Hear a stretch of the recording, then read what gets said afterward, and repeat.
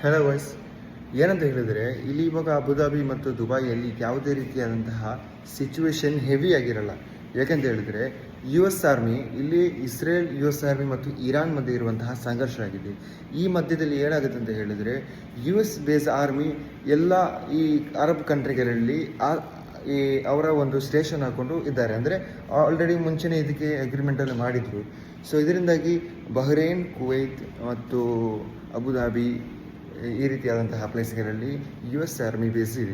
So ಇದೇನು ಮಾಡಿದೆ ಅಂತ ಹೇಳಿದ್ರೆ US ಆರ್ಮಿ ಇವಾಗ ಅಮೇರಿಕ ಇವಾಗ ಇಸ್ರೇಲ್ಗೆ ಸಪೋರ್ಟ್ ಮಾಡಿದೆ ಅಂತ ಹೇಳಿದ್ವಿ.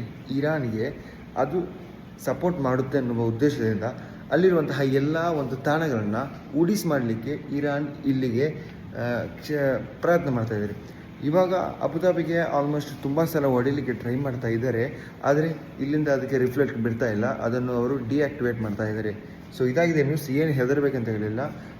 UAE ಕಂಟ್ರಿಗಳಲ್ಲಿ ಯಾವುದೇ ರೀತಿಯಾದಂತಹ ತೊಂದರೆಗಳಿಲ್ಲ, ಎಲ್ಲ ಸರಿಯಾಗಿದೆ. ಏನು ಯಾರಿಗೂ ನೋವಾಗುವ ರೀತಿಯಿಂದ ಏನೂ ಇಲ್ಲಿ ನಡೆದಿಲ್ಲ. ಓನ್ಲಿ ಅವ್ರಿಗೆ ಟಾರ್ಗೆಟ್ ಮಾಡ್ತಿರೋದು ಕ್ಯಾಂಪ್ಗಳನ್ನು ಮಾತ್ರ.